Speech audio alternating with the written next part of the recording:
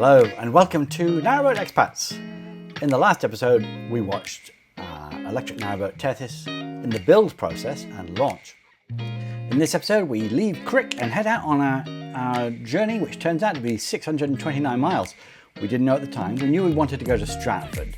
We knew we wanted to go on the Llangollen, but that was about all we knew. So we just kind of wanted to just set out and see where the canal took us. And in this episode we go from Crick, really our first 3 days took us down to Warwick through Braunston. I'll be back at the end to give you a preview of episode 3. So I hope you enjoy it. Don't forget to subscribe if you want to be alerted as to when the next episode releases. See you soon. While we're at Crick, Sue and I took some time to have a look around the boats. You can see us here at Morningstar. Many of you may recognise Morningstar, Paul and Anthony's boat. We obviously had a chance to meet Paul and Anthony because we launched our boats together. And here is Paul with Sheepums, and Sheepums' favourite person in the world. Sorry Paul, that's not you. There's some beautiful boats at Crick, and it's really worth taking a look around to get some ideas. We love the way these cabinets were over the windows. Some great interiors, and one of the things we liked was the actual shutters on this boat. They really shut out all the light, just slide into the wall. It's really cool. I'm not sure how they'd work with condensation. Here we are at the Village Butty. Richard and Anna from the Village Butty gave us some ukulele lessons. Sheepums decided he wanted to join in too. Here we are all practicing our ukuleles, ready to give a concert the next day. And Sheepums joined us. Here's he practicing the ukulele. He said his legs were a bit short, but he had a go. We actually stayed at Crick for about 3 weeks to give Oakham's a chance to fix many of the snags we had when the boat was launched, including trying to figure out which router would work best with which antenna, trying to figure out why the solar wasn't working properly, which turned out to be a solar panel that was needed replacing. A lot of different things like that. But eventually we decided to head out for a one-day cruise. So the three of us going north from Crick, just an out and back really to test the system, see how everything was working. I do want to give a shout out for Canal Plan. It's a really useful tool. We use this all the time for trying to plan routes and just figure out how long it's going to take us to get from A to B. And it's actually how I calculated the total mileage we did over the summer. We didn't plan it all out at once. We just added it all up at the end and just calculated it out. It's a very useful tool. There's a link in here. You can scan the barcode or just key in the link there. One of the things I do recommend you do with this tool is to customize it to your preferences. So things like how many hours a day you want to cruise, what are the minimum and maximum hours you want to do. The boat length and width is not too much of an issue unless you're on a wide beam. But then which days you want to travel on? Do you want to do it all days or just some days? And then in particular, this page here lets you set up things like how long you're going to spend in a lock and what speed you're typically going to do on a given canal. This is helpful for calculating how long it will take you to get from A to B. And with a bit of practice, you can adjust it to fit your needs. So let's share some video. A shakedown cruise, you could call it. Seems to be working quite well. We managed to get internet, yay, 5G, so that's cool. Because Crick is a dead hole of internet. Black hole of internet, you can't get anything at Crick. So that's good. You're on my way. I'm on the way. Sue's captain. We're going around the corner. I'm going to sail Sue's way while she's steering. Thank you. Flower garden. So this is our pride and joy. We did this at the weekend, flower garden. This hangs off the side of the boat, but it's really nice to have flowers on the boat. We both love flowers. So daisies, I can't remember what those daisy things called, but they're something like daisies, but not daisies. Anyway, love the flowers. And they can sit on the back quite well on the stern while we're driving along, as long as NIgel doesn't hit too many low trees, because that'll smash the flowers up. So you just got to be careful of that. Other observations. We've had real problems with Wi-Fi at Crick, so we came out partly on this cruise to test the antenna and see how good the Wi-Fi is. We're pulling down 5G now when we're outside of Crick, so that's good. Our TV antenna still doesn't work, so we can't pull any channels in on TV. But we've got Wi-Fi, so we can do TV over the internet. That works. More importantly, internet access. We just apparently can't survive without being able to access internet. Although we've both been reading books more, so that's kind of cool. Feeling very relaxed, I have to say. I haven't felt this relaxed in ages. So really sleeping really well. That's been fantastic. We've got a few issues with the solar panels on the boat. We have a beautiful solar powered boat built by Oakham's. Some of the solar panels are malfunctioning, so they have to be replaced. So that's a bit of a chore for Oakham's, but they'll get it done. So we're only working on about 60% of the solar power right now. But she goes along really quietly. A beautiful day for cruising today as well. Sort of high 70s, low 80s, very low humidity, and just fabulous day. Nice breeze blowing, being really nice. So as a shakedown cruise, this has been great. Plus, no locks to deal with today, so that's a benefit. Don't have to worry about that. Just one winding hole to deal with, and we're doing pretty good. Anything else? What else can we say about the boat? Sleeps really well, quiet, nice and quiet. We're trundling along here at about 2 miles an hour.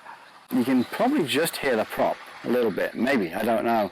Not sure what the mic's going to pick up, but so that's it's just been fun. It's been a lovely day out. Our plan is to go from Crick to Ords, Stratford-on-Avon. Tomorrow we're going to head down that way, see how far we get, and try and record some of the trip along the way. Who knows? We'll get better at this, but this is our first recording. Who knows where this will end up? But you want to say anything, Sue?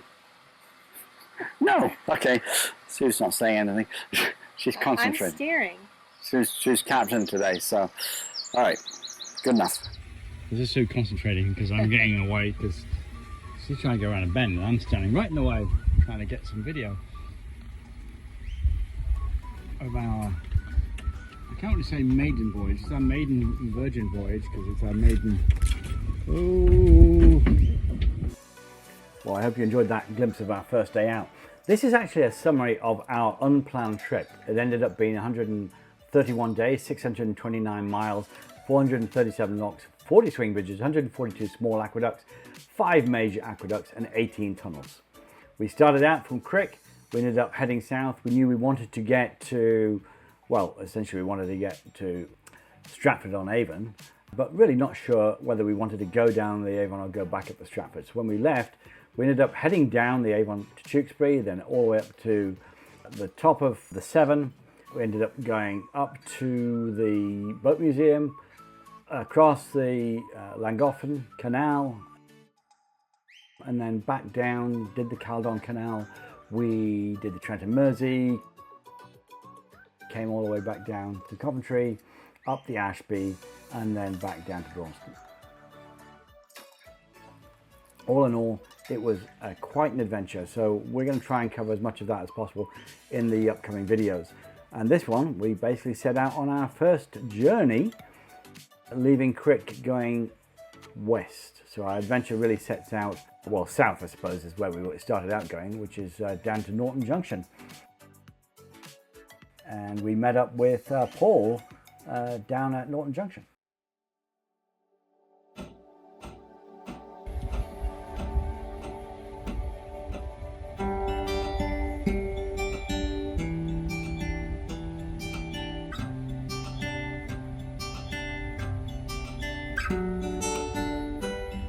Here's Sheepums, keeping an eye on the sheep in the field. The sheep in the field were wondering what Sheepums was doing on the boat. And we saw lots of classic canal boats as we were heading out, who'd probably just been at the Crick show, so nice to see them still around. And then some nice, there's lovely views down the canal. It's just hard to convey how beautiful it is.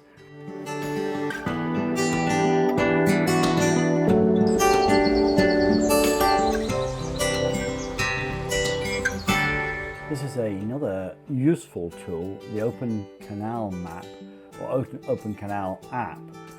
It's available as a map on your PC or Mac, or as an app on your phone.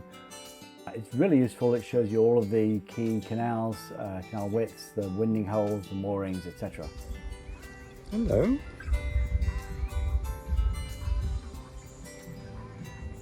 We did have some mishaps on the way. The winder for our beautiful skylight snapped off, so that was something that Oakham's had to sort out for us. I've recorded all of our moorings in 3 words. we headed out for a pint with Paul, Dexter and Pete. Dexter had water, of course. Then we decided to leave Paul behind and head off. We just wanted to keep moving, so we headed off day 2, went from Norton Junction through Braunston, stopped in Braunston for lunch, then headed down toward Flecknoe and stopped at Flecknoe, went for a long walk up to the village. This is our trip down there for day 2.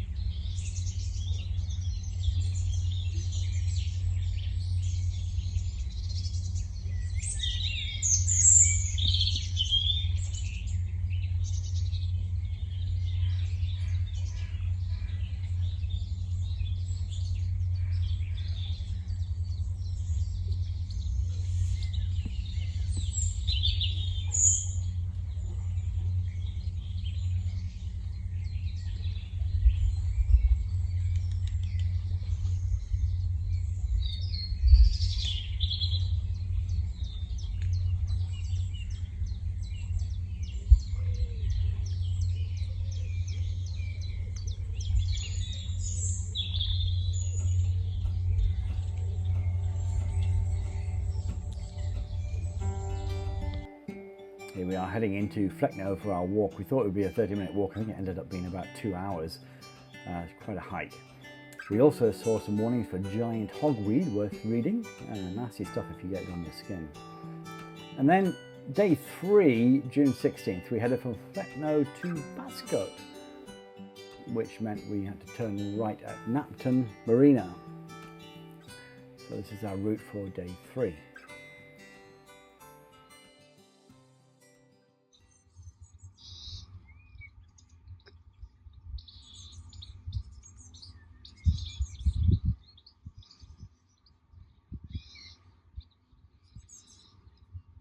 These were some of the most beautiful summer days we had all year. In fact, June was fabulous. Loved just cruising down the canal silently and listening to the birds.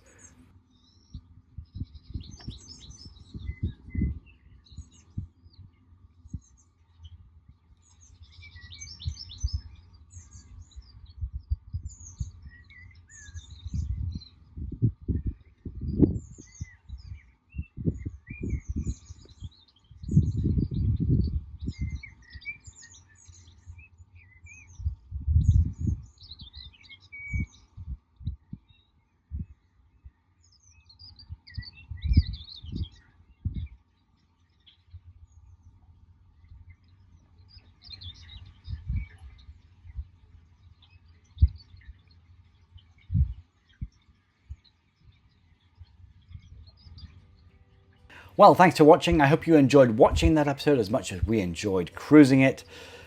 We will be answering all your comments as soon as we can.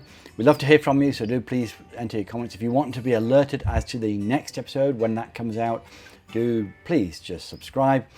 And then in the next episode, episode 3, we go on an adventure with Sheepums to Warwick Castle, where we see some knights with pointy sticks pointing them at each other, and we narrowly escape a lightning storm at the top of the tower, and much more. We go on to the Hat and Lock flight as well, and we give you an update on how things are going on the boat. So do please join us for that episode coming soon. Happy cruising!